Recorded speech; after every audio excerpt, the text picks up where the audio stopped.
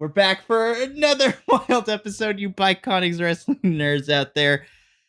Listen, we're there's a lot of emotions tonight here on Table for Two plus you. Listen, I'm just gonna say it out the gate. There's gonna be lots of laughs. There's gonna be some tears.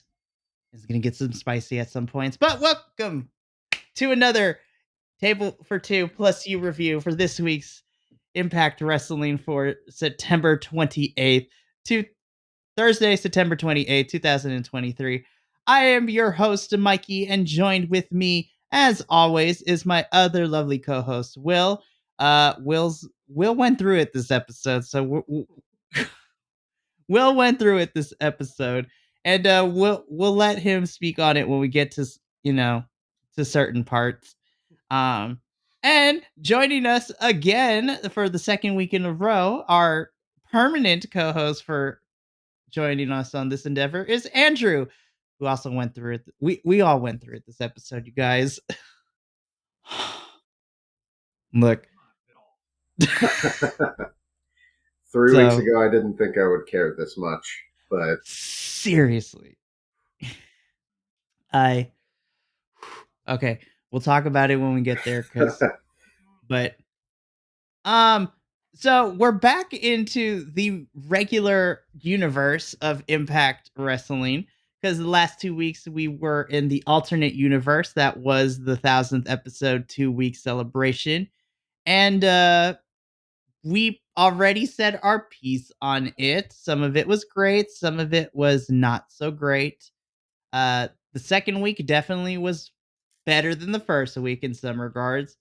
But now we're back into our regular scheduled program. Oh no, wait, because we started off with a recap of the last 2 weeks. I'm like, you guys, and this is every wrestling federation. I'm like, listen, I understand you have to do this for people who might be watching for, it's their first time or if they're new to this. But for the rest of us that have been here for the longest time, I was like, we don't need these recaps. No, that's what the internet's for. Google it. And that's every show has that now on the last episode. I know, and I'm like, oh my god. It's like, you know what it reminds me of? It reminds me of like DC and their movies. Every time they make a Batman movie, they always start out with Batman's origin. We know how he became Batman. Stop telling us how he became Batman. I can Google it if I need to. You don't need to tell me. I will literally, how did Batman become Batman? And it will tell me. You can do the same thing here, guys. Google it. Thanks for coming to my TED Talk. Again, Will's going to be extra spicy this episode, and I'm kind of living for it. It's going to be great. But again, recap. The three of us really don't need it, but I understand why it's there. Something that I also don't understand, and I still echo this from when we got that promo from Alan Angels last week. We open up Impact Wrestling this week with the X Division Championship on the line. Chris Sabin defending the title against Alan Angels. I'm upset because I knew the outcome. I'm even more upset that this match actually kind of ruled. But I like we couldn't have waited until later down the line to do. Oh. I'm upset because this match ruled, but we could have waited it out. Yeah. Yeah. I'm really trying not to talk. I'm going to let you guys talk. Y'all talk amongst yourselves. Talk amongst yourselves. This match, I mean, it was predictable what the outcome was going to be because of how they set it up. It would have been great for some build-up to the showdown between these two. Like you said, it was a great match. And I don't think anyone doubted that these two would have a good match, but especially with this short of turnaround, there's no point. Like, I mean, we knew what was going to happen. You could have just had him challenge for it and give him that shot. Like, it made the X Division or the Ultimate X match feel kind of pointless. And as excited as I am about the exciting news at the end of the match, that almost made it feel like it was even more pointless for this match because it was like they had to do something to wait to announce what was gonna happen. So they needed something now, so let's just do some filler.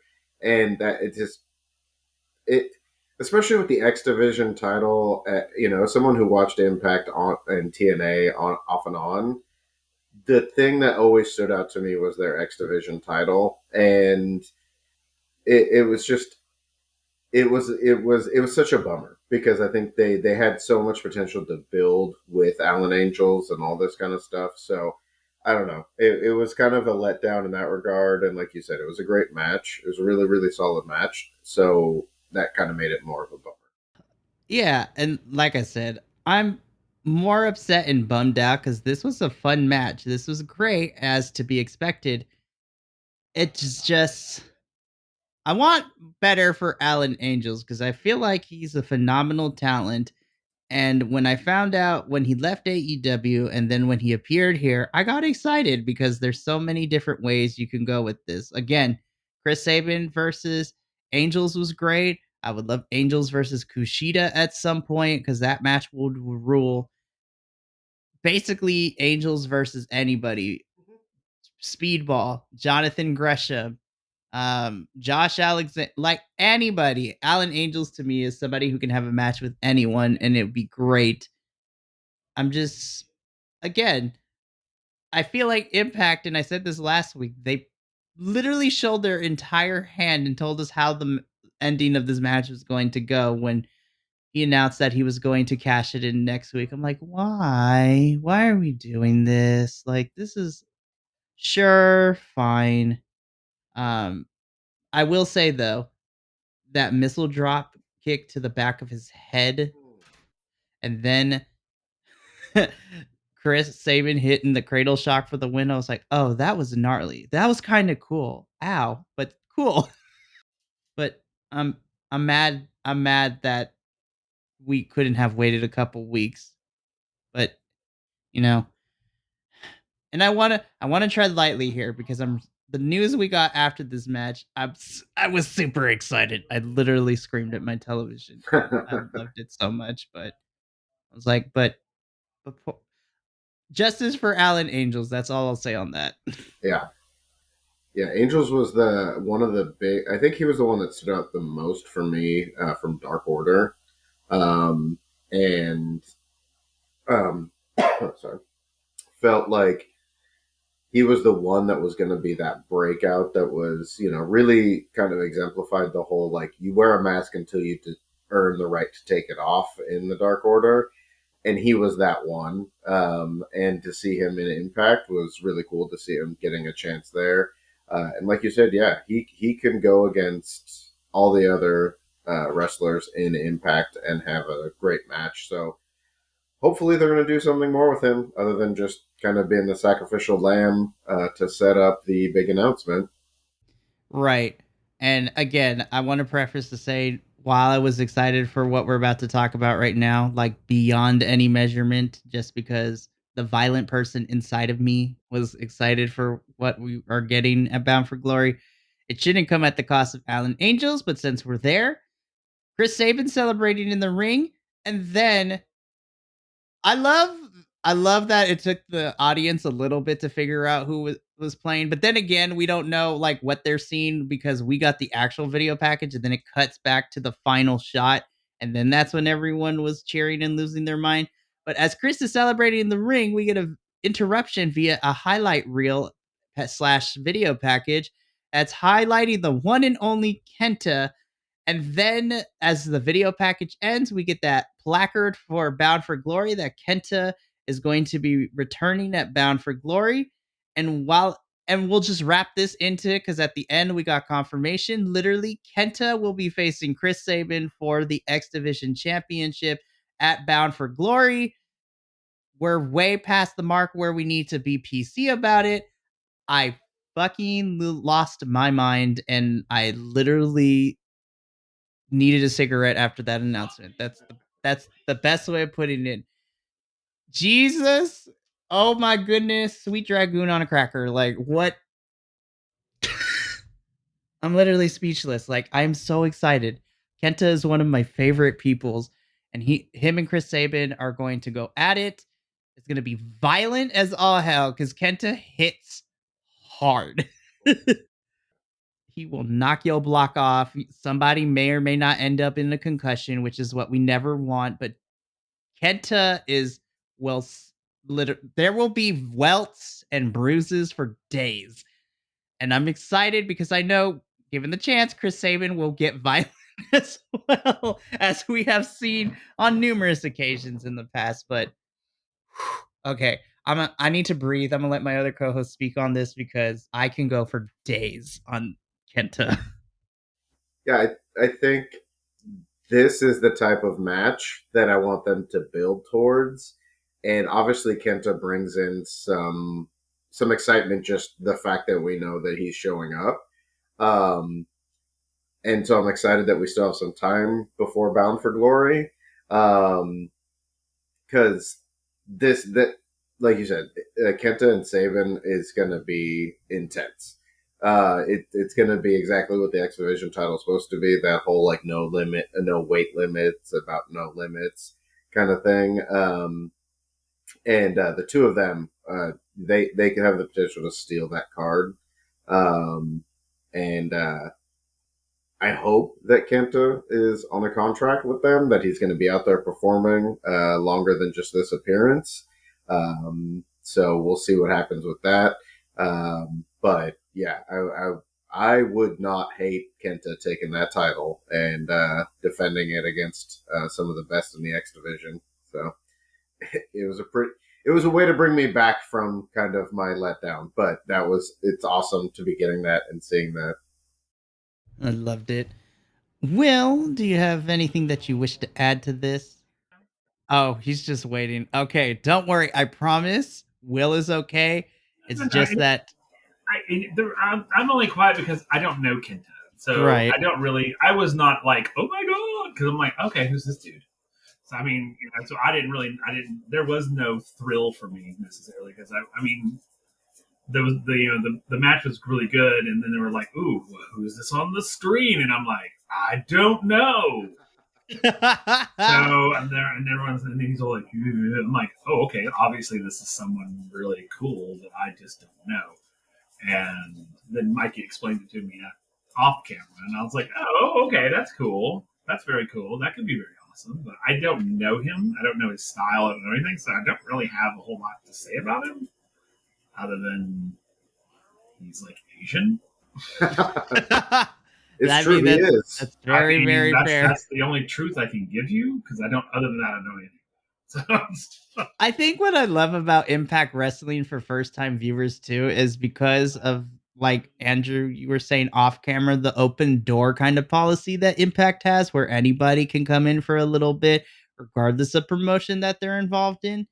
I think it's a fun way to introduce like the other promotions to newer fans. So like and Will, me and you were talking about this before we started too.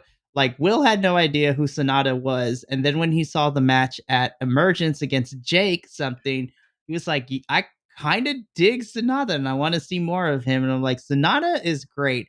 I know a lot of people think he's kind of bland in terms of his character, which in certain aspects I agree, but in ring ability, I think Sonata kind of gets overlooked a little bit, but also I also think that's true for everybody in New Japan because Okada is like the golden child. But there's a lot of great talent in New Japan, and if Impact wants to keep bringing New Japan talent over for newer fans to see, I'm all for it because New Japan has some really really awesome talent.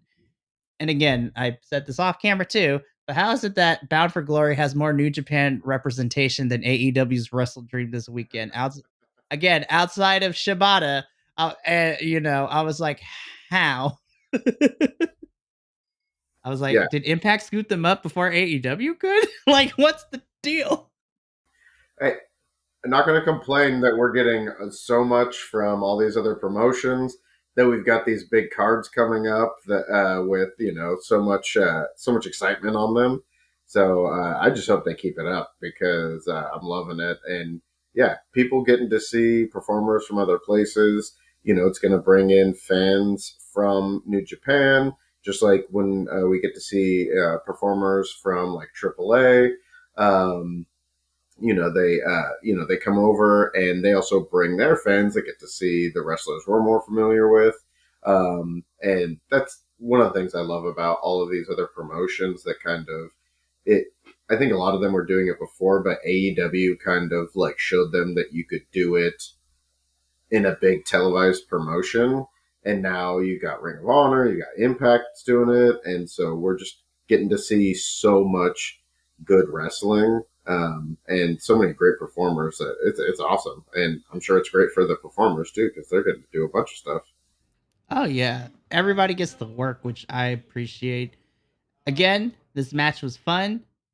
I just hate that Allen Angels had to be sacrificed. I'm excited for Chris Sabin versus Kenta for this X Division Championship at Bound for Glory. Something that actually. Oh, go ahead. I will say one thing, and that is that it should not have opened the night.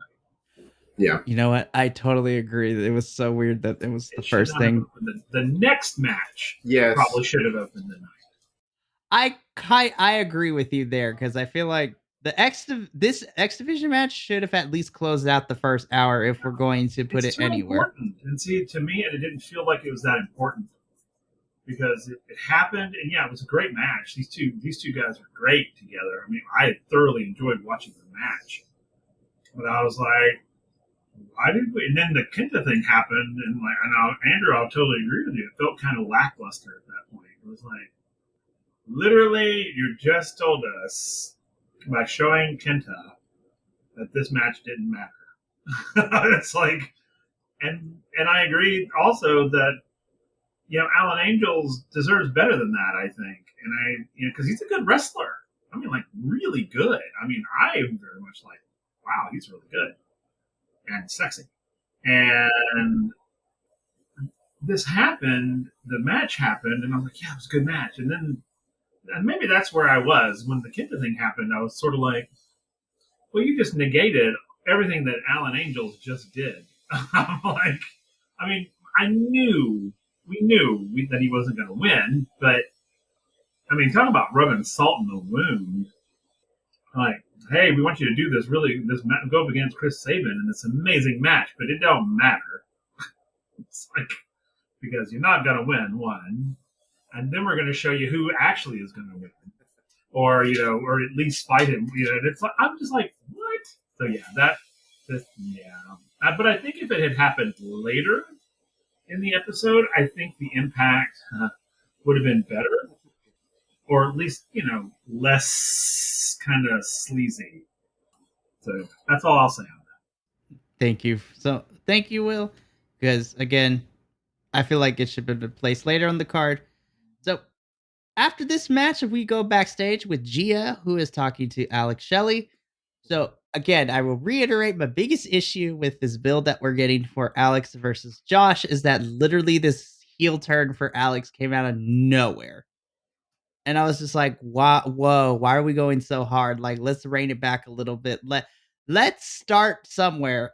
And while I still have some issues with how we're going with this reassured me a little bit because I'm like, okay, this could have been how we started this off because Alex talking to Gia says that he respects Josh, but Josh is an emotional guy, so Josh needs, well, actually, no. Alex is an emotional guy, so Josh needs to respect him and the fact that Alex is the current champion, you know, and it's not Josh's belt. Like he reiterated, it's like, it's not Josh's belt. This is mine.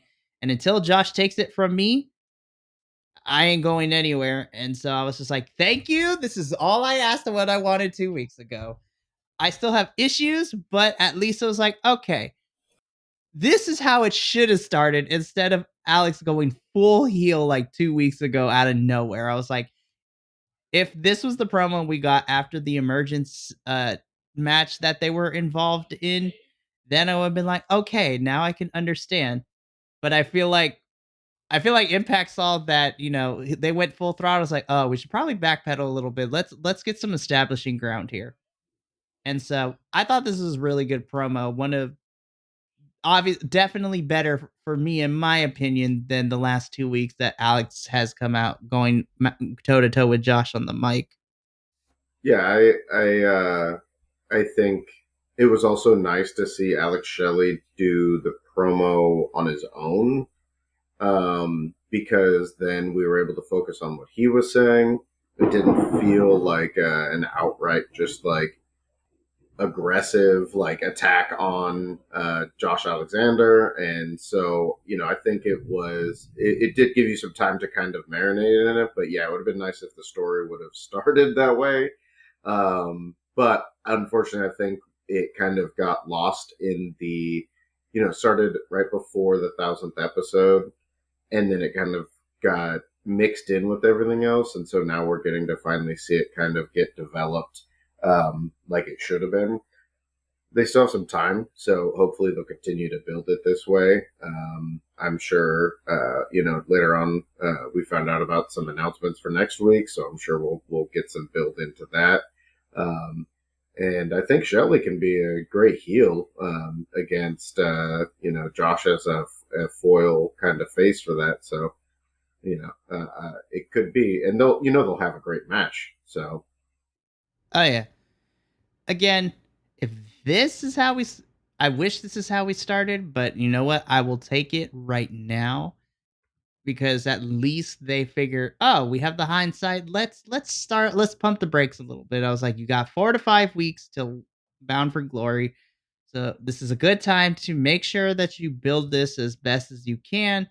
Because again, I feel that the 2 week 1000 episode was in an alternate universe and it kind of started and stopped a lot of things that now we're kind of getting back to. So, uh, Will, any thoughts on this Alex Shelley promo backstage? Yeah, he need to wash his hair.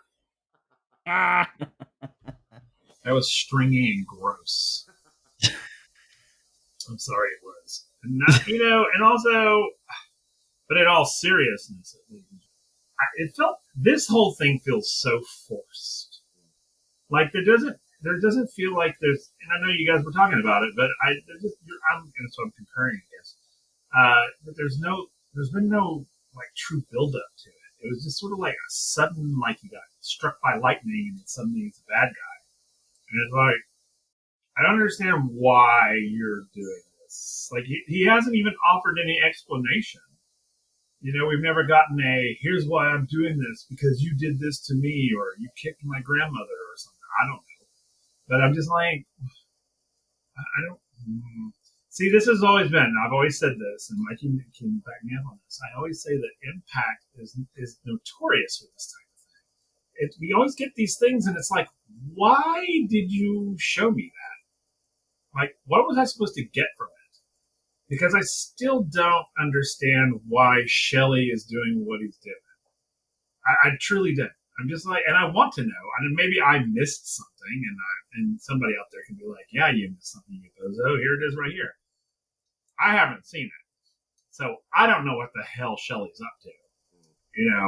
And to be quite honest, I mean, Alexander should just get over there and whoop his ass and move on. I mean, or whatever. But I just don't know. When he was talking, I was just like, this doesn't feel right. Something's not right here, and I don't know what it is. And I mean, I don't know. So I don't know what they're going for. And I'm not an idiot. I'm a pretty smart human being, and I can't figure it out. I went back and I rewatched, several episodes prior, because I was like, maybe I missed something. Maybe I missed something, and I couldn't find anything. Did I miss something? Am I just absolutely missing a point here that everybody else caught and I didn't? Because I'm truly trying to figure that out. So you guys were like, yeah, Will, you're an idiot. It was right here. I'm like, oh, okay, I'm an idiot. I didn't see that. But I haven't seen anything like that. So I don't know what the hell's going on. So yeah, but he needs to wash his damn hair. Yeah. It's the dirtier he gets, the more he becomes like a villain. So anyway, that's me again. Yes, you're right. That should have started out here. Oh no, Andrew he's gone to the Matrix. Well, okay. So, yeah, I wish this is how it started, but because this would have actually been a really good start. If it had started with this little promo, then gone into the next match, and then keep going where they were, and then put the first match after the the really the one I don't really want to talk about. I think that would have felt more natural than where it was. So anyway, but yeah, I agree with you. I think that the night could have started off with this. Totally agreed. Alrighty. So after that, okay. So we got to talk about this. So Rhino takes on Jack Price. This was a squash match. Rhino definitely wins. Um. Okay. So like, I have so many questions. Like, what are we doing with Steve Macklin in this? I know. I know. Again, I'm fine with the fact that this is a rivalry because Macklin was the reason that Rhino went on the shelf in storyline wise. So I get it. But did anyone just feel like what happened after the match made Macklin look like a little bit of a goober in some sense? I was just like, bro, what? Macklin is a fucking idiot. I'm sorry, but he is. And what I have to say about this is it's like, oh, well, here we go again. Macklin's in the middle of some bullshit. And it's like, okay, first Josh Alexander, then he started helping with POC, and now it's Rhino. It's like, what is the common denominator here, you dumbass? It's you! Maybe you should take yourself out of the formula and then let everybody else kind of go about the day. Or find out where you belong. Because you right now, I don't know where the hell you belong, and I don't know what the hell you're doing. But God, you're an idiot. An absolute.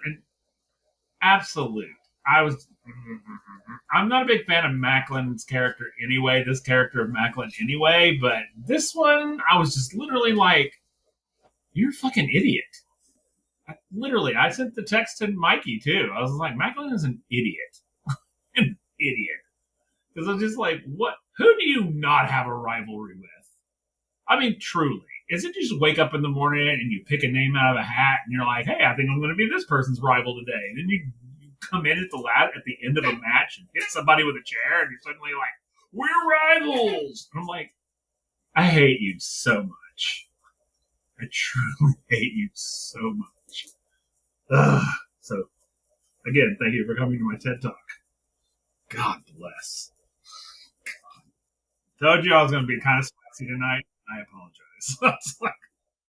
I agree on that point. I wanted more of this match, actually. I was like, it was a pretty decent match. And I was like, oh, yeah, yeah. And then it was like, suddenly it was over.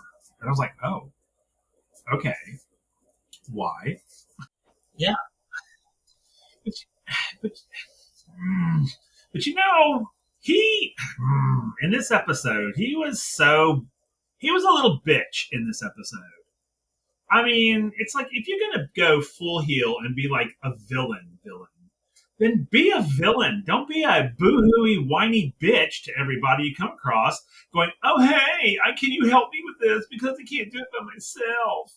I'm like, man up, buddy boy. If you want to be a bad guy, be a fucking bad guy. Get out there and kick people's asses or get your ass kicked while being a bad guy and be the best fucking villain you can be. Don't be this whiny ass bitch boy, and you know that he is, and or hitting. Oh, Macklin drives me crazy. And I So agree with you though. He needs to be be the aggressive like bad guy. Be the like the Braun Breaker from NXT. Be that kind of guy. If you're gonna be the bad guy, be the bad guy. Don't. Yeah, that whole thing with him and Bully Ray, and I was just like, so I will my right. my blood is a little hot right now. My ears are burning right now. So like, Oh, don't worry. We might see some steam in a little bit, but I will say I think what really hurt was the fact that Macklin got hurt, you know, because again, just did he get a his feelings serious hurt? Did he get his feelings hurt? Boo no, hoo. not not feelings hurt. I think the story that Impact wanted to tell really got like shredded to pieces. First, when Josh got hurt and he had to give up the title, and then when Steve got the title, and I was like, cool. So Macklin's just gonna hold this for a little bit, and then when Josh is ready, we're going to get that championship match between the two of them. Then Macklin gets hurt, so I'm like, oh, oh, Okay. So, well, because he gets hurt after Alex gets the title off of him at Against All Odds in June. I was like, I was shocked that he won, but I'm surprised. It's like, oh, Steve is gonna get it eventually. He got hurt. Well, okay, so we're gonna have to hold off plans on that.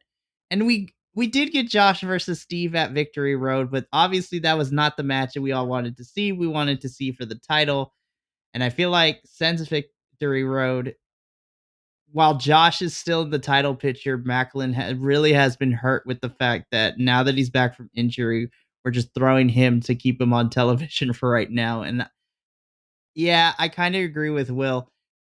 The momentum, the stopping of the momentum when he got injured definitely didn't help the situation. And this direction of character, I was like, this is not the tag of a bag of Steve Macklin that we have gotten even when he was champion. Again, I had some issues with it because we were pseudo coming up against the line. I was like, oh, this is full of patriotism. Let's not throw some racist slurs in there, please. Like, I was like, this is super. Oh my goodness, this is super Hail America vibes. And I was like, we're getting close to the edge here, but it never crossed it. And now he's whiny. I was like, sir, you are a Marine, both in character and in real life. Like, come on. Yeah, yeah, that's what I'm saying.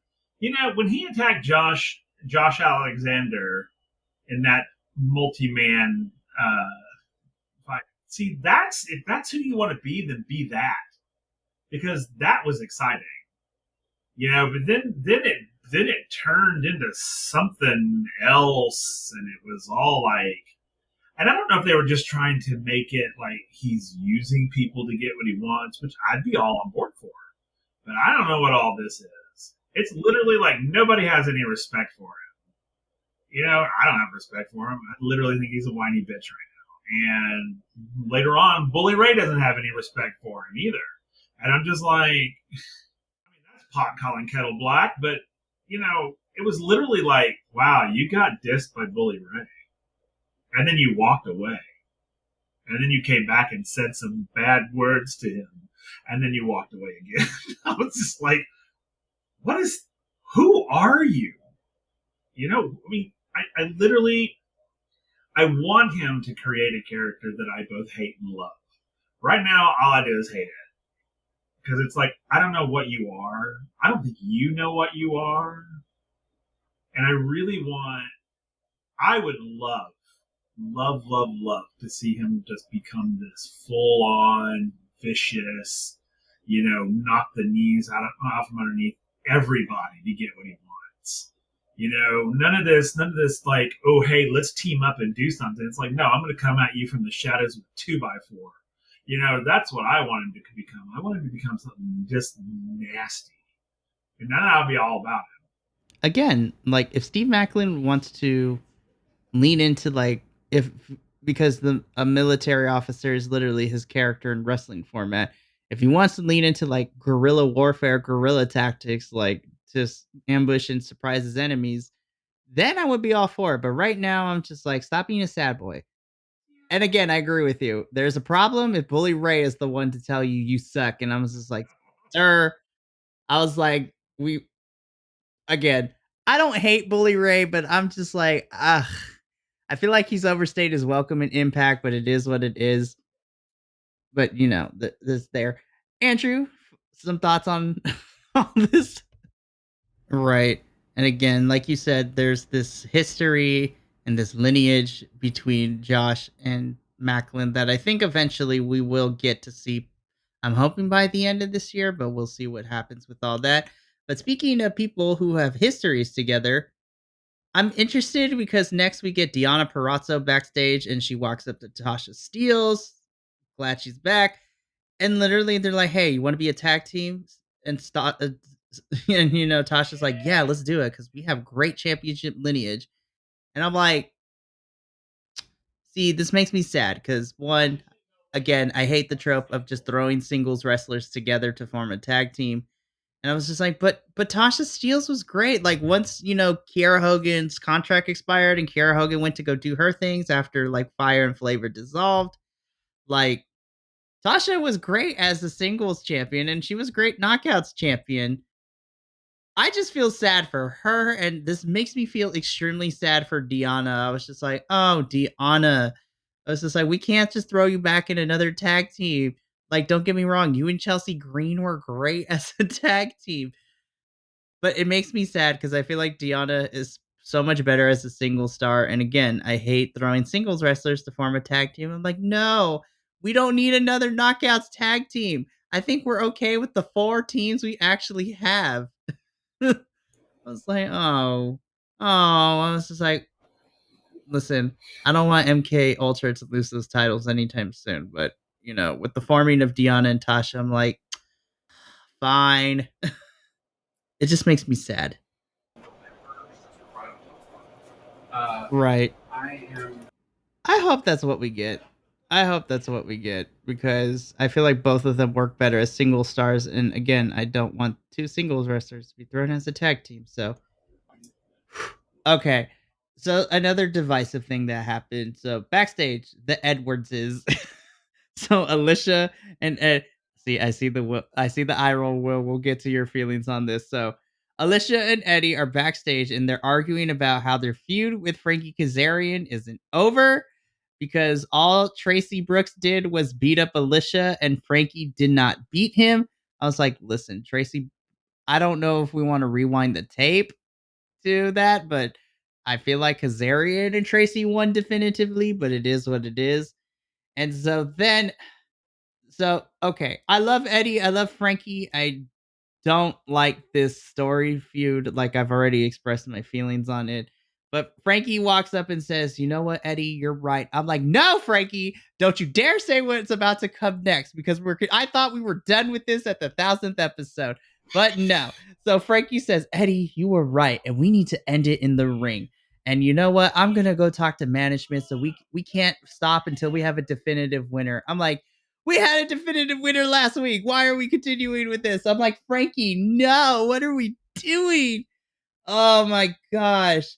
So apparently, I think we might be setting something up for Bound for Glory. And I'm like, no, we had like 3 matches already. We're done. Like, I don't need any more. I swear to all the wrestling gods, I know the match is probably happening at Bound for Glory. Please let this be the end of it, wrestling gods. If you let this end, I will never complain about anything between these two for the rest of the year.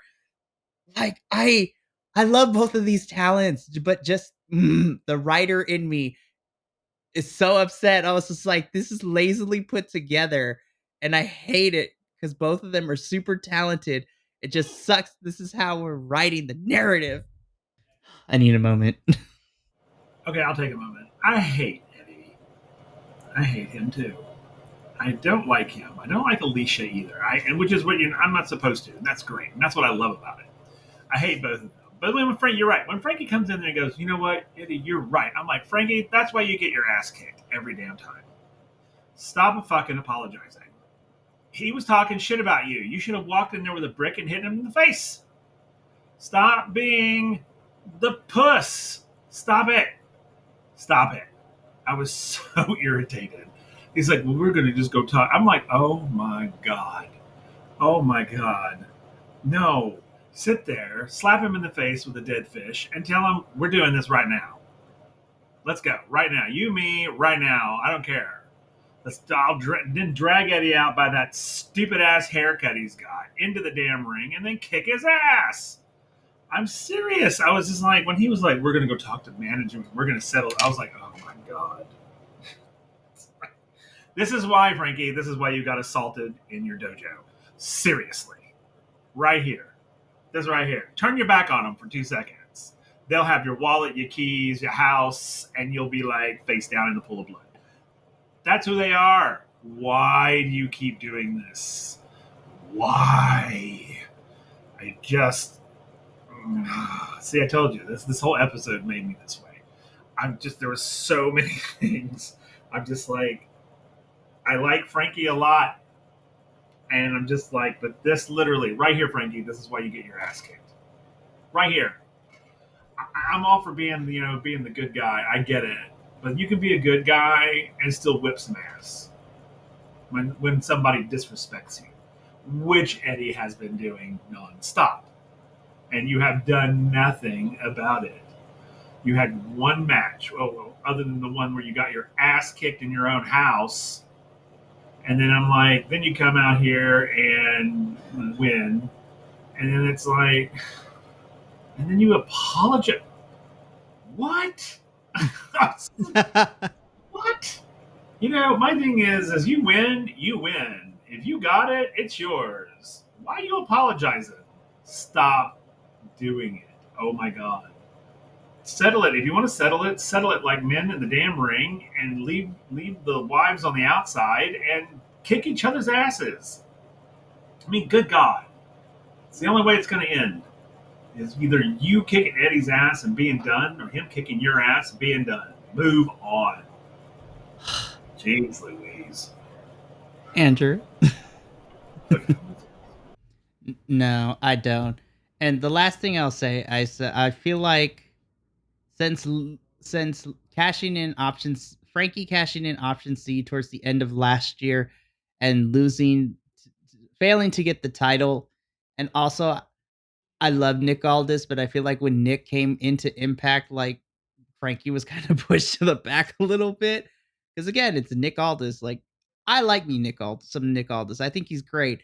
But Frankie kind of got lost in the shovel. And then when Nick was done in Impact, for the short period he was there, then they're like, all right, bring Frankie back. What can we do? Throw him in a feud with Eddie. And at first I was like, on paper, this sounds great.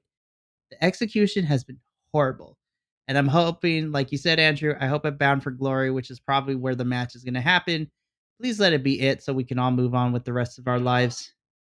Unfortunately, this next segment, I'm never going to be ready to move on from. Okay, so I just want to take a moment and we all need to mourn the loss of Joya because this was the saddest thing I have seen in my professional wrestling television this week. Also, in the last couple months, I think this is the most saddest thing ever. Okay, let's get through this because I'm still not over it. So Joya makes their way down to the ring, and Joe Hendry does most of the talking, and he's just like, "I have no regrets teaming with Yuya," and just highlighting the short time they've been together. And then the fans don't make it better when they say thank you to Yuya. And I'm just like, you guys got to stop. And then Yuya was getting ready to talk, and then I got filled with an unquenchable anger because the Rascals interrupted here. And then things popped off. So the Rascals said that Joya is the only tag team that doesn't have an excuse for being champions because Yuya got fired, whereas the rest would lose to the best team in Impact Wrestling. And then Joe, again, quick with it with the comeback, says that it's a bit ironic for Trey and Zach to say that because they're the second and third best Rascal. I'm like, oh my god, what a way to take shots! Because the third one, Wesley, is kind of killing it over in NXT. Not gonna lie, but that's a different story. And then, of course, the typical thing: they fight. Santino comes out, sets up a match between these two, and even though it's not a title match, Santino, I'm upset with you because you should know not to be playing with my heart like this because you can't make me believe. Because then he says that while it's not a title match, if Joya wins, Yuya will get to keep his job. And I'm upset because you made me believe and you gave me hope that Joya would still be a thing. But no, I was lied to. And Santino, I have words with you.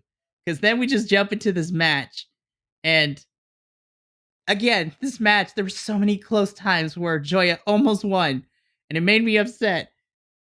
And then Joya is on the verge of winning, and then what should happen?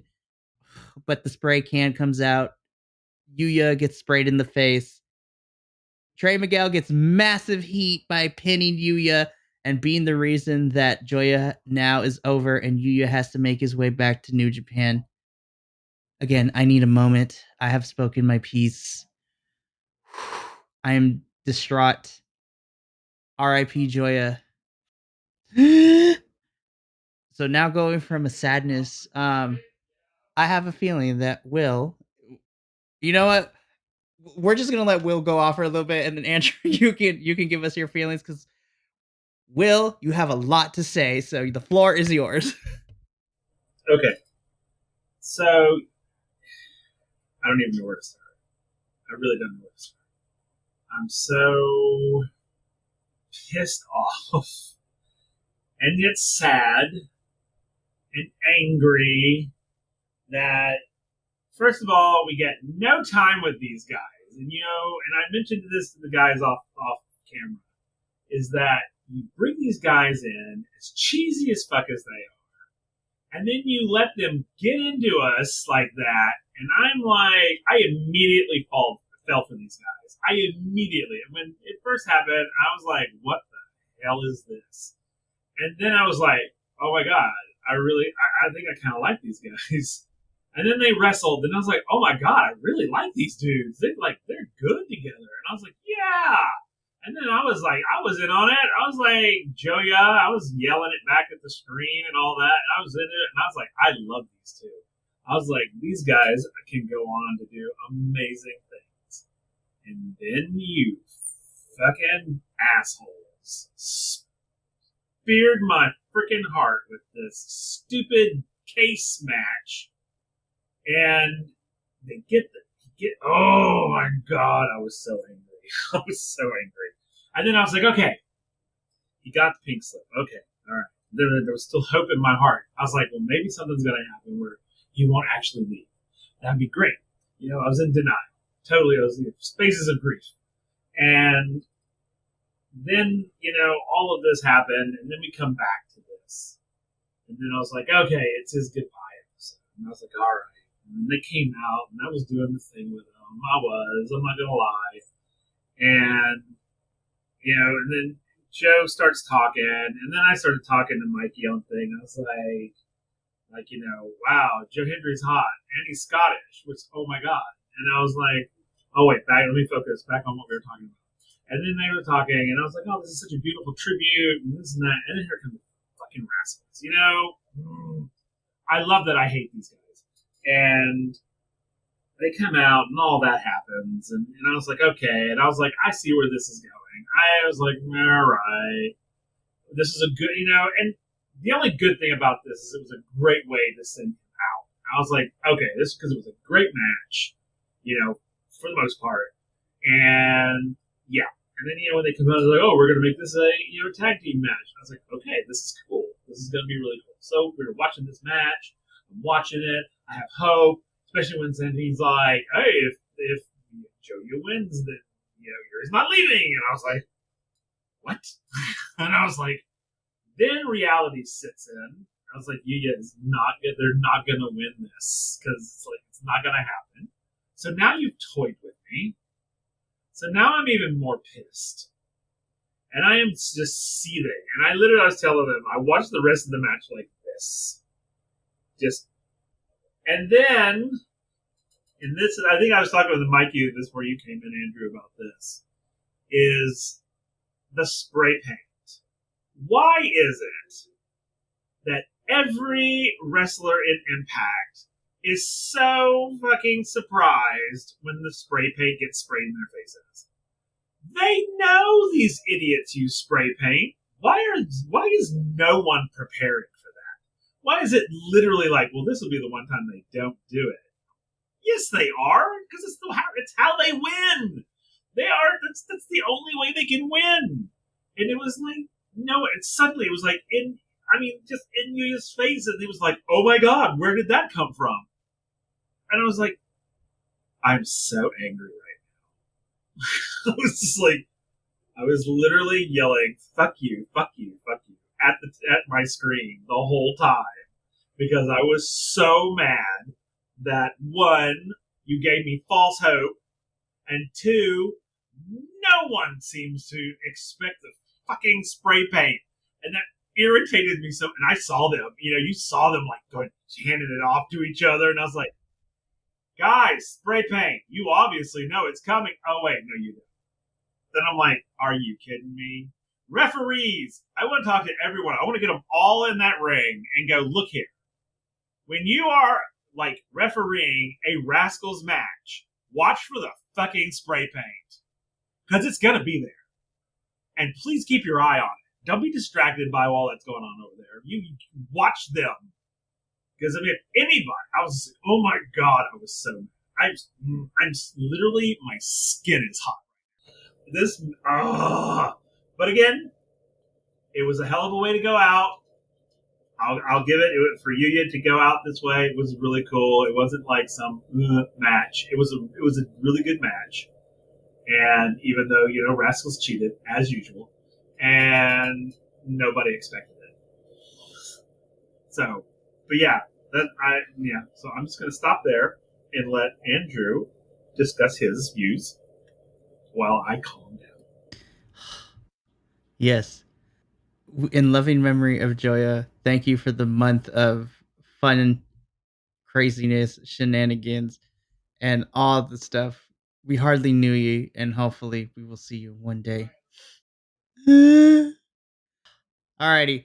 We got literally by the end of this, I was just like, I don't know if I can make it through the next hour. Like my heart got ripped to pieces.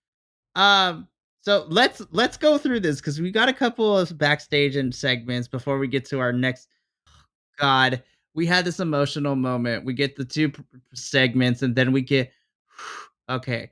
We'll get to that match. I'm like, okay. Uh, Oh boy. So Gia's with Giselle. Giselle's gonna have her match with Trinity, and Giselle she basically points out that if she pins Trinity tonight, definitely going to get a shot at that title at Bound for Glory. And at this point, I was like, not Janelle, Giselle, you're losing. It's okay. Like it's fine. I hate the fact that Giselle lately has been the one to take multiple pins in multiple situations, but it is what it is. I just hope they have something better for her down the line for the rest of this year. And then preceding that, Diener goes full on psycho mode as he cuts this pre-tape promo, basically yelling at the camera saying that he is going to return to his throne that Eric Young took. I was just like, this is also another feud that kind of stopped when we got into the 2 week 1000th episode. And I was like, but Eric Young beat you at Victory Road in like a gimmick match. Like, what more can you do there? But, don't get me wrong. Eric versus Diener round two. I'm here for it. I'm just like, sir, you lost in a gimmick match. Like, I don't know if there's anything else. Unless it is Full Metal Mayhem or something more extreme than what they had.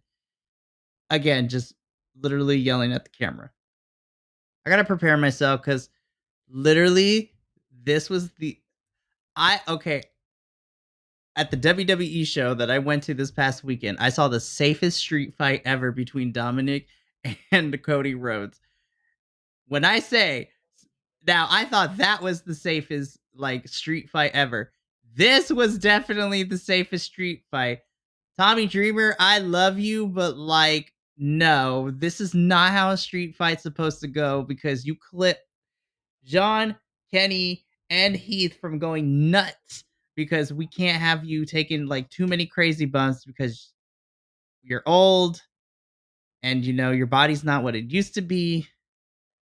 Ah, I knew I was not going to be happy with this match. I mean, I was proven right that I wasn't happy with this match. And this went a lot worse than I thought it was. This was a lot worse than I had anticipated. Not because anything was inherently bad, it's just you really limited what everybody else can do in this match because Tommy Dreamer is the outlier because you cannot hurt the old man, so to speak. Tommy, I love you, but this was not it. This was my lowest point. I thought Joya breaking up and going away was the saddest part. This was the saddest thing to watch on my screen. I was just like, I'm literally watching like life flash before Tommy Dreamer's eyes in this match. I'm like, You oh know, lord. Joya was sad.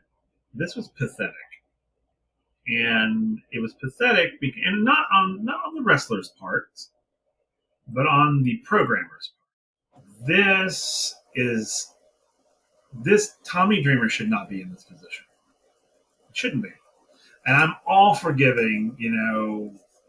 I love. Yeah, give him something, but not this, because the match was so slow. Because he can't do it. I mean, he can't do it as good as he used to be able to do it. He was slow. You could see all of his moves were very like hesitant almost, and and he was wearing yoga pants again, and I really wish they would put him in a better wardrobe because those flare bottom yoga pants are not doing it for me. And I was just like, I mean, Heath was doing pretty well when he was off by himself, fighting either Gene or or Kenny King by himself. And then whenever he got back in the ring with Dreamer in the ring with him, you literally saw everyone slow down. And I was even when they were pulling out like chairs and things and using the things like that, everything was sort of like, okay, we're right, okay, we're in a good place, okay, let's do it. And it was just like I was like, oh my god, it was like watching a train wreck, and I knew you couldn't look away. That was the sad. That was the horrible part of it. I literally was like watching it, and I'm just like, this is horrific. I mean, I felt bad for the man, and I told Mikey, I texted Mikey, I was like, this is so sad. I mean, I'm just like, this match is making me sad. I mean, because I'm just watching this man who they shouldn't have put in this position in the first place. And then you have these three other wrestlers who are peak of their fitness, who can obviously kick each other's asses, having to literally slow and pull punches just so he doesn't look bad, even though he was looking pretty bad. But and I'm just like, and therefore making the other guys look bad because it made me go, there's no way, and I'm sorry, but there's no way that Tommy Dreamer should have won that match. I was just like, no, no. I'm amazed when he came down on that chair with his elbow, he didn't dislocate something. I'm just like, break a bone. I mean, good lord. I'm just like, dude, throw out his hip or something. I don't know, because I was like, threw when he threw Sheldon Jean into that table, I was like, I thought he was gonna go with him, like underneath him. I thought he was like, oh god. It's like I overestimated, and I was just like, what is happening right now? And then he was all trying to get it. I was just like, what is going on? Right? Why are they doing this? Why are they allowing this to go on?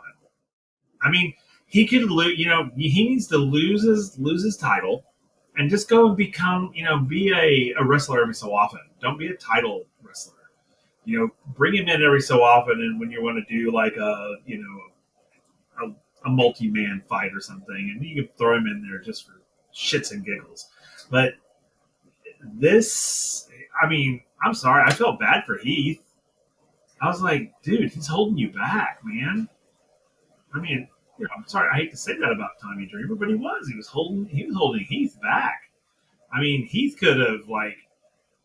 should have had someone younger and much more at the top peak of their game in there with him than Tommy Dreamer. I mean, again, no hard feelings against Tommy Dreamer. I think that he was put in an impossible position when they did this. Instead of way back in the day, way back when they should have done you basically are you lost, so we're going to throw you a big hurrah goodbye party and go out on a bang. I mean, that's what it should have been. It should have been a match, the match of his life, and then he should have lost and go about his way.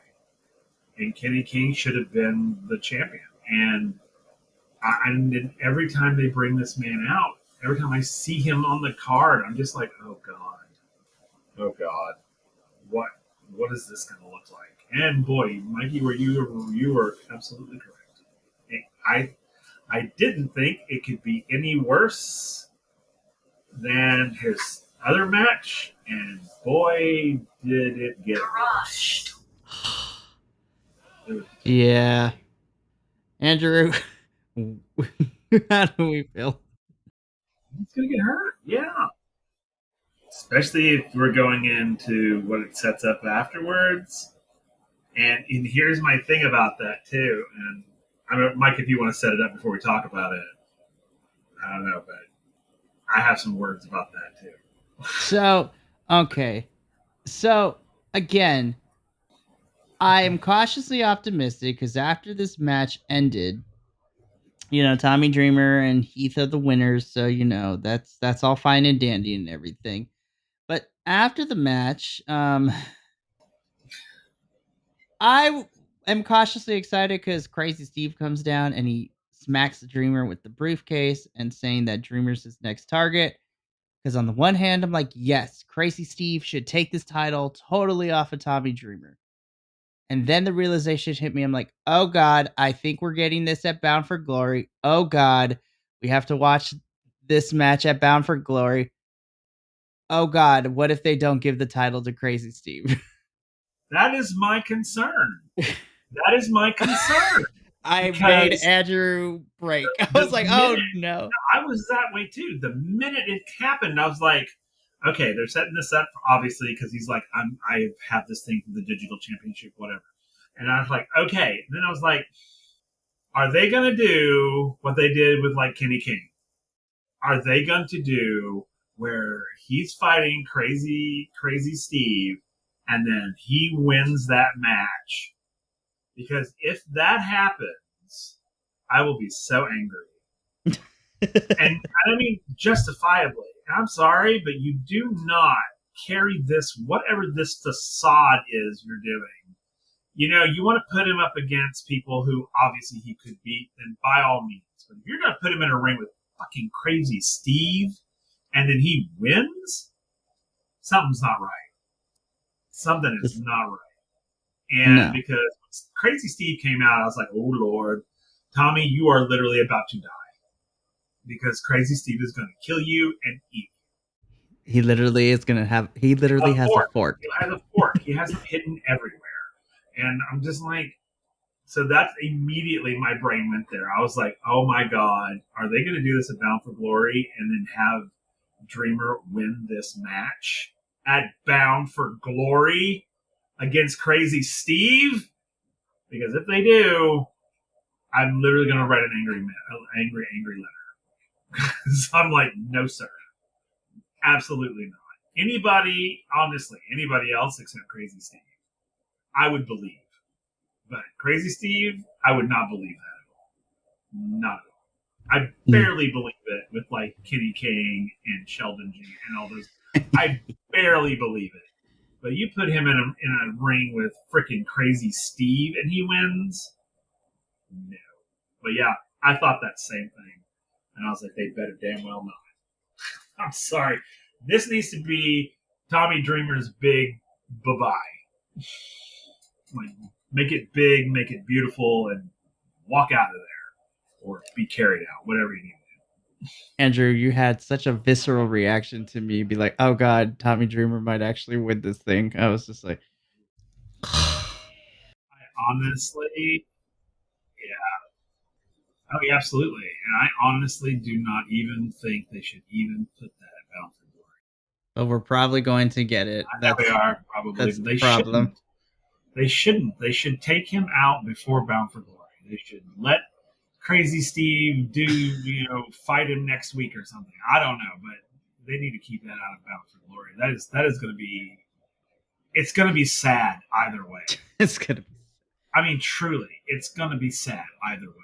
right. So the last thing I'll say on it is like if you're going to obviously again, I'm of the same mindset with Crazy Steve and Tommy Dreamer that I am of Hangman Page and Swerve. Crazy Steve needs to win this eventual title match because there is no reason for Tommy Dreamer to win this match. And if you are going to put it on Bound for Glory, I have said this for multiple weeks. If you're going to put it on Bound for Glory, what a perfect way to have Crazy Steve win it in probably the match that Decay made famous over the last years and give me a Monsters Balls match between these two. And therefore, it's like a crazy street fight. Storytelling wise, you can use the fact that they have been up for 24 hours with no food or water. Thus, that's why they're a little lethargic or slow. And you could still keep Tommy Dreamer from breaking a hip on live television because Monsters Balls are more geared towards going a little bit slower because, of the stipulation of no food and water for 24 hours locked in a silent, dark room. But Crazy Steve needs to win. I let's move on because I was sad in so many different levels the I last don't two think Tom, segments. I don't think Tommy Dreamer would survive that. Like the pre match stuff. I mean, truly, I'm not even kidding. I literally, and I know we want to move on, and we will, but it'll be embarrassing. It will be embarrassing, and I will feel embarrassed for Tommy Dreamer if they do this for Bound for Glory. That is embarrassing. If he's gonna fight Crazy Steve at Bound for Glory, the way he fought in this episode, it is going to be embarrassing. I mean, seriously, I'm gonna feel. I don't know if I'll be able to watch it. I'll be like, I don't know if I can watch this. I want to watch it because I'm a sadist or whatever, but I, I I would much rather Crazy Steve like dethrone him before Bound for Glory, and then let Crazy Steve defend his title at Bound for Glory, and get all crazy weird there on somebody else. I just think I think someone needs to call Adult Protective Services because if that happens, like they're literally going to torture that man. Crazy somebody Steve is get, going to. somebody get Tommy Dreamer. Somebody come get their man. Is again. Really feel bad for the guy. I'm like, he's going to be tortured there, and that's not. Nobody wants to watch that. Oh my goodness. But yeah, like I was sad on multiple levels for the last two, and then it slightly got a little bit better. So, quickly, Tom, the commentator, tells us that the Hall of Fame ceremony will be the pre-show for Bound for Glory, which is cool. I love that. Um, then ABC is backstage where we're still going on this ABC versus Good Hands bit. ABC says that they have unfinished business with the Good Hands, so they're challenging them to a fans revenge match, which like threw me all the way back to 2016 A with Jeff Jarrett. I'm like, oh boy, what are we getting? And then they literally said it's like, oh, we're gonna use you can use leather straps. I'm like, damn. I was like, we're getting another strap match. I just saw like 3 of those in the last 2 weeks. Like, what is happening? I'm like, I'm not against it because it's a tag team strap match, but that's crazy. And then I got interested because John Schuyler comes up and he's like, listen, guys, I'm so ready to fight you, but my tag team partner is not here because he's at home with his newborn child, which congratulations to Jason Hodge and his, partner. Lovely baby. Love it. And then ABC just keeps it simple. It's just like find a partner to take this place. And Skylar's like, I have friends. So one of two things is going to happen. It's going to be a joke, which makes me sad, but I think it'll be fun, or literally like Skylar actually has friends and he's going to bring in some crazy heavy artillery. And I'm hoping that's where we lead. But again, you never can go wrong with ABC in a tag team fight. I think they're one of the I think they're a good tag team. Chris Bay is like one of my all-time favorites in Impact right now. So underrated. Love him. Okay, so then we get into, for me personally, this is my match of the night. Jonathan Gresham versus Speedball Mike Bailey. Listen, the heel turn is what I wanted to see in Jonathan Gresham, and I appreciated the way we got it because this was a great back and forth match as I knew it was going to be. This is literally like both of them just like pure wrestling. And I love the fact that in this match, we told the story that Gresham has been getting tired of being beaten by people who cheat. And I love the simplicity of the finish. Gresham goes for a pin. No. Goes for it again. No. Third time's the charm, but he holds on to the tights and cheats to win. And Speedball Mike Bailey's face is just like, at the end, I was just like, this is perfect television, you guys. This is what I want to see. This was great. I am excited. Again, we're probably going to get this until we get closer to Bound for Glory because Will Ospreay is currently doing other things at the moment. But hopefully, after this weekend, we'll get to. I just need Will either to do a video promo or he needs to come in like buff the go home show for Bound for Glory and come face to face with Speedball because I'm excited for this match, but I need Will to make his presence known at some point. especially since we're going to keep him for Bound for Glory and we're getting him at Turning Point in November as well. So, but Gresham heel turn, yes, here for it, love it, great. My match of the night, Andrew, we'll start with you. What are your thoughts on this match? Agreed. Will, care to add on to Speedball versus Jonathan Gresham? Um, well, I liked the match. I thought it was a really good match, and this is another one. I didn't know who these gentlemen were, but I enjoyed the match, and I thought, and then it wasn't until I went and did some Google. Imagine that, and actually looked up these guys, and I was like, oh, okay, I get it. Okay, now I get it. So I get it. So yes, I. So what I have to say about it is, I did love the story arc on this. I like the fact that they shook hands at the beginning, and then the cheat happened, and then the walkaway happened, and I was like, that was good storytelling. Without saying a word, that was what was so great about it. I was like, you knew exactly what just happened. If I only showed you those 3 bits, you immediately would know what happened. And I was like, that was great. And the thing I liked most about it is when Gresham stops up the ramp and pauses and then continues going. And I was like, oh, like there was a moment of, nope, I'm committed. Yep. And I was like, okay, that was great. This was a great match. I mean, it was a really really good match. I would probably say this is probably in my top for sure. I mean, it was the energy. You know, it was so funny because at the beginning it was like, oh look, two friends like sparring with each other basically, and then right there in the middle, it took that turn where Grisham was starting to get more aggressive. And I was like, ooh, that's interesting. And I was like, oh, okay. Before I knew who they were, I was like, oh, that was neat. Okay, all right.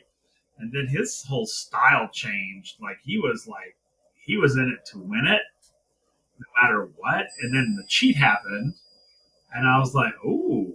And then the walked towards him, then turned and left the ring, and I was like, oh, ow. I was like, what the hell was that all about?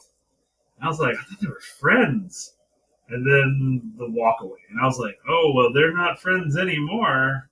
I was like, if they were, they're not anymore. And then I did my Google research and I was like, oh, okay. Now I get it. So this was great storytelling in this match. I mean, this was a beautiful character like story, um, from good to bad, and I loved it. I thought it was but I love this. This was a great match. This was a really good match. So that's it. That's all I have to say. I do like Grisham, Lovely. by the way. I really like it. Oh, if we get more of Jonathan Gresham like we did in Ring of Honor, like uh, it's you're gonna enjoy his style of wrestling. I think he's one of the greats right now in the modern era, and I can't wait to see him now that we're finally utilizing him properly. After this, we get into the aforementioned where literally Bully Ray's like, stop being a little bitch, Steve Macklin. Because Steve goes like Macklin goes to Bully Ray, and it's just like, so I helped you with PCO. Can you talk to Rhino for me? It's like, yeah, okay, sure, I'll do that for you because me and Rhino have known each other for like 25 years, like we're homies. And then out of the blue, Steve is just like, "You've gone soft, Bully Ray, because Devon was here next week." And Bully Ray just looks at him and is like, "Boy, shut your mouth. You asked me for a favor. Like, let don't make me regret this." And that was it. So I was just like, oddly enough, Bully Ray being a face was kind of interesting and weird in this segment. I was like, you're kind of being a face because you're just like, yeah, I'll go talk to him because like we're homies. I was just like, what? You have friends? That's crazy. Who knew?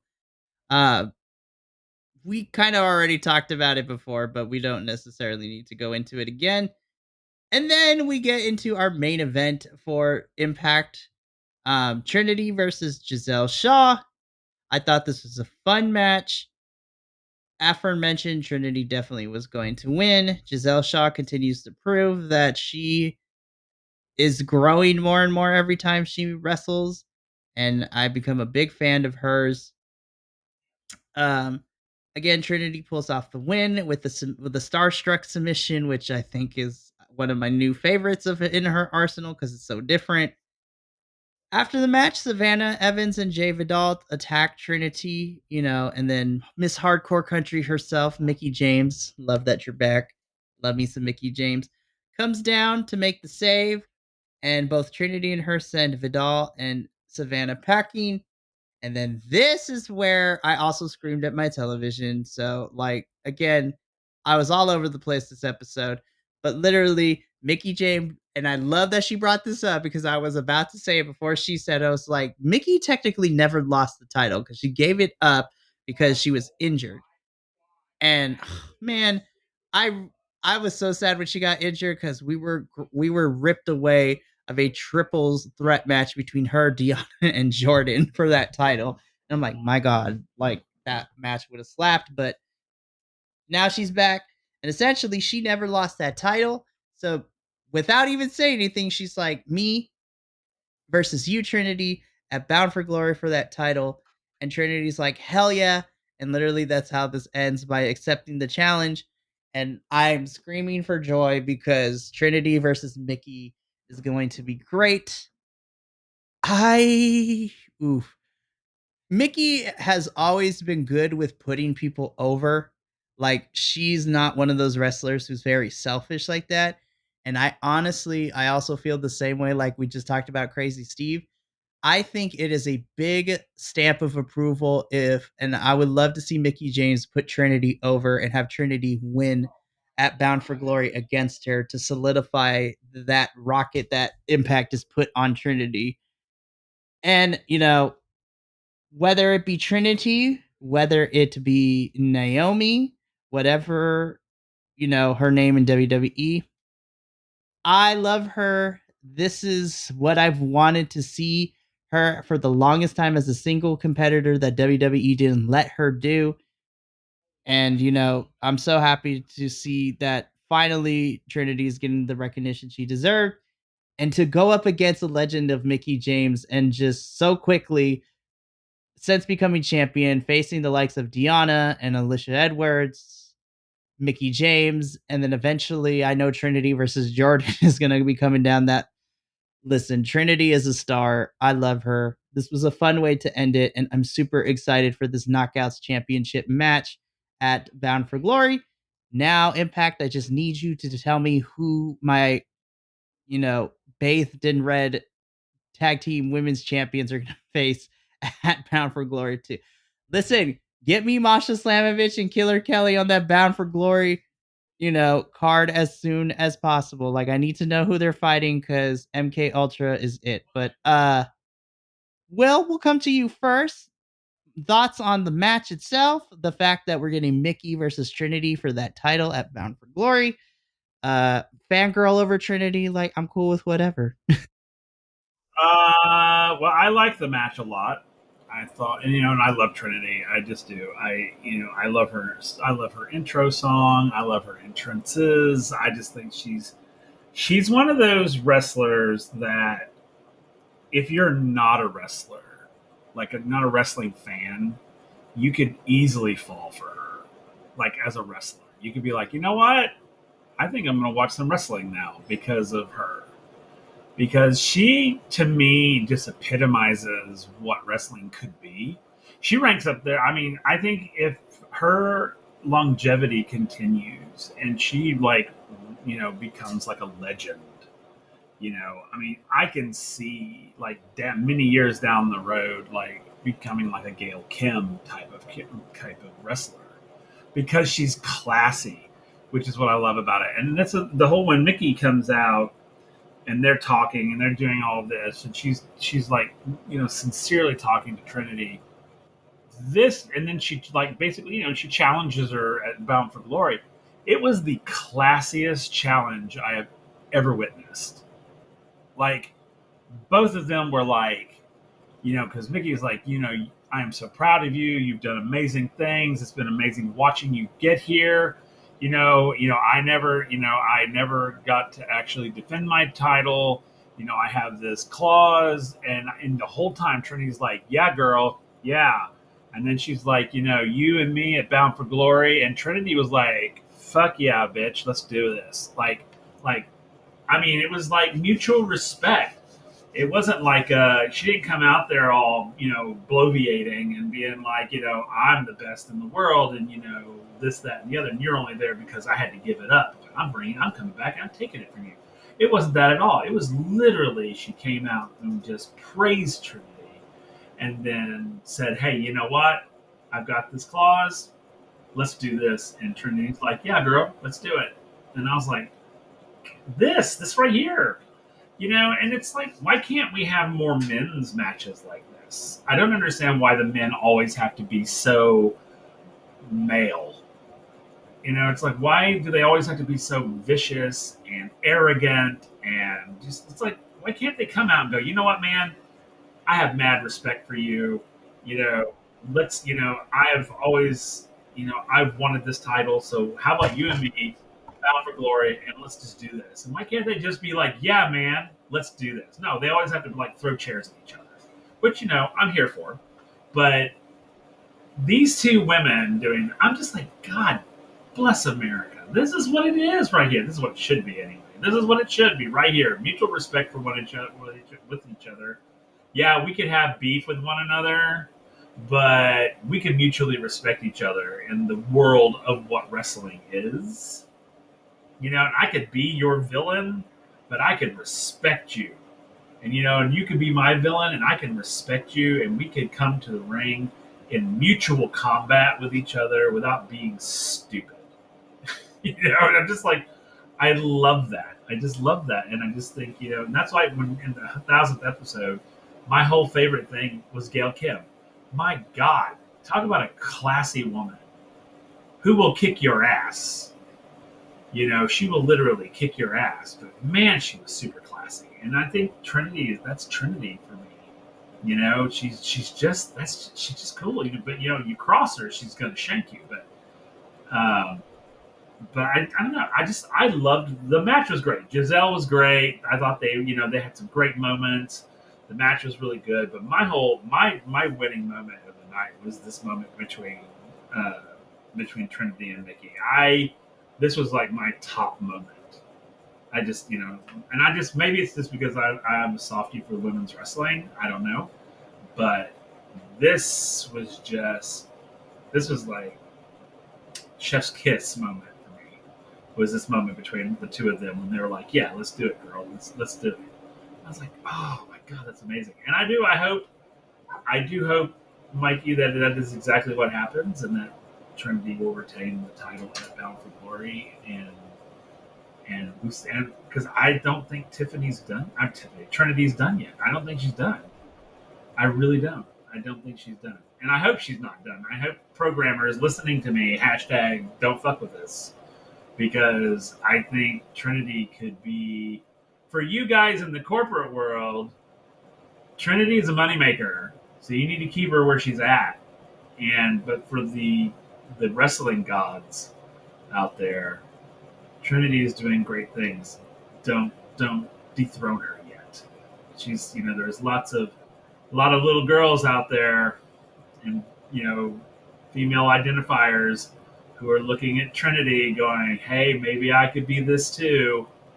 So keep her where she's at for now. Let her do a little bit more. And of course, Mickey's amazing too. And I think that's as well. But when Trinity is like she is our POC female wrestler. Like that is literally. I was telling Mikey, it's like I saw a little thing during when I was watching it. It's like I want a Trinity T-shirt now because she had her merch popped up on the screen. I was like, I know I'm not like a woman, or do I identify that? But I would totally rock that shirt.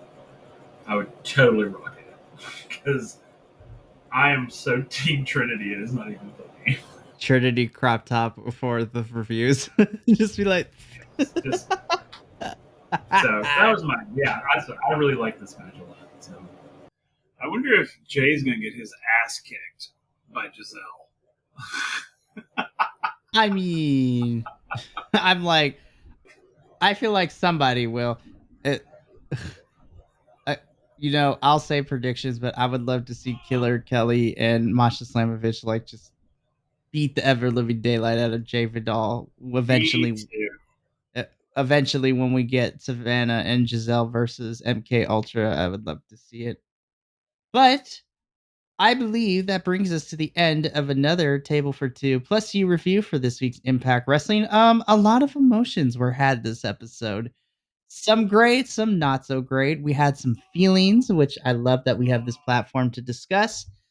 Really quickly, let's go into our final ratings, and then we can, preview what we're getting because we did get the bumpers for next week, and we'll discuss it before we sign off, on air. Because there's one match in particular, like I have questions about the makeup of certain matches, but we'll get there in a bit. For this week's Impact, I'm gonna use the out of 5 scale, so the empanada scale. Um, so when I give this as great, it's because I didn't think like I hated some of it. I didn't like hate it like completely, but again, the emotional whiplash was all over the place for me.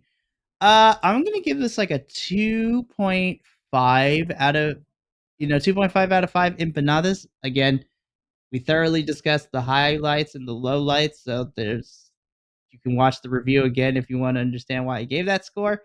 I am excited for Bound for Glory, but there was a lot of things that probably didn't need to happen, or if they were rearranged a little bit, I think I would have gave it a higher score. And obviously, the street fight was not it, and that is what really brought it down for me was the fact it was like this. This was the safest street fight, and it made me sad on so many different levels for Tommy Dreamer. But that is my score. Uh, Andrew, let's go to you really quick, and then we'll go to Will. What do you give this rating, Andrew, of Impact this week? Love it, Will. All right. So this one's actually hard Spicy, for me to score only because spicy, spicy. this one's hard for me to score because I was angry through most of it. And I think I would, okay. I didn't think it was bad. It wasn't necessarily a bad episode. I think we've seen better episodes. I think some of the fights were absolutely outstanding. I think some of them were sort of head scratchers, and then one of them was really bad. And then the emotional whiplash you gave me, which is where the majority of my anger was coming from. And then the stupidity of things that just really got to me this time around. And just like Macklin's stupidity, and then the spray paint, how everyone is so shocked when spray paint comes out, and things of that. But putting all of that aside, I actually scored this pretty higher than I thought I would. Because originally, out of 10, I was putting this at like a 4, 5, maybe. And that was then I was like, okay, I need to step away and let me step out of my anger and let me look at the overall. So then I actually moved it up to a 7 out of 10 because overall it was pretty good. It was the only downtime or the down. All right, I don't want to say the worst spot, but it was kind of the worst, and that was the street fight.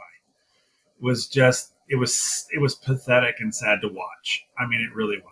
And then after that, I was like, okay, once I scrubbed that out of my brain, I was like, okay, the rest of the night was really, really good. And, we ended on a great note.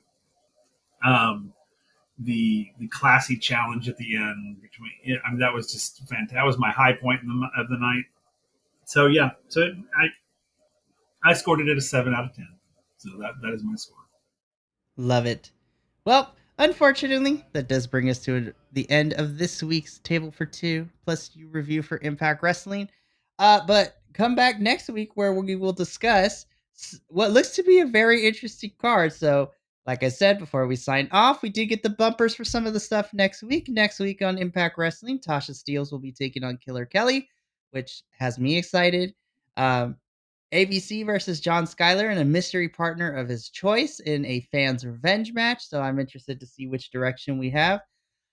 And then this is the most questionable match that was advertised. Just because of, this is a big culmination of heels and the faces put together for some reason. Jake Something, Dirty Dango, Champagne Singh, Eric Young, and Jordan Grace versus Brian Myers, Shira, Kylan King, Jody Threat, and Bully Ray. I was like, It's the weirdest thing. what is that? Like, I feel I what? have so many questions, Yeah, and I don't. damn it, Impact, you're gonna make me come and watch this to figure out why. How did we get How here? did we get there? I know. And then, oh shit, I forgot. I was just like, I was like, is this what we're doing? I'm like, okay. Andrew, remind the folks, what is the stipulation for this match? And I was just like, okay, so whoever wins gets a number one contender shot, it seems like. And I was just, oh, the call your shot. Yeah, the call your shot gauntlet. These gimmick matches are out of control, and I'm kind of here for it. Again, this is the most random people that you could throw together, but sure, why not? And then on top of that, too, just randomly, I was just like, "Oh, Con, you're losing to Josh next week. It's okay." Like that was weird. But if you like this review, you can check out other Table for Two plus you reviews as well as everything else because we watch a lot of wrestling, you guys, and we have a lot of opinions this week in particular because across the show so far, we have all gotten extra spicy for certain things, and we're probably going to get more spicy because NXT No Mercy and AEW's Wrestle Dream is going to. This can either be the greatest thing that we've seen, or we're about to have some fights in these reviews with the bookers. But if you want to know and to stay up to date when our reviews of pay-per-views and these weekly wrestling shows go live, you can follow us all over the social medias at BC WrestlePod. And if you thought tonight was unhinged, you should check out the actual podcast that we have because that's even nuttier. And you can find the Biconics Wrestling Podcast where pretty much every podcast can be found. Apple Music, Spotify, Amazon Music. Somehow we managed to get on there. It's a great time. But until the next Impact Wrestling review, this has been Mikey with my co hosts Will and Andrew. Until next week, remember, love yourself, take care of one another, and as always, stay biconic, you beautiful people. We will see you later, but until then, ta ta for now.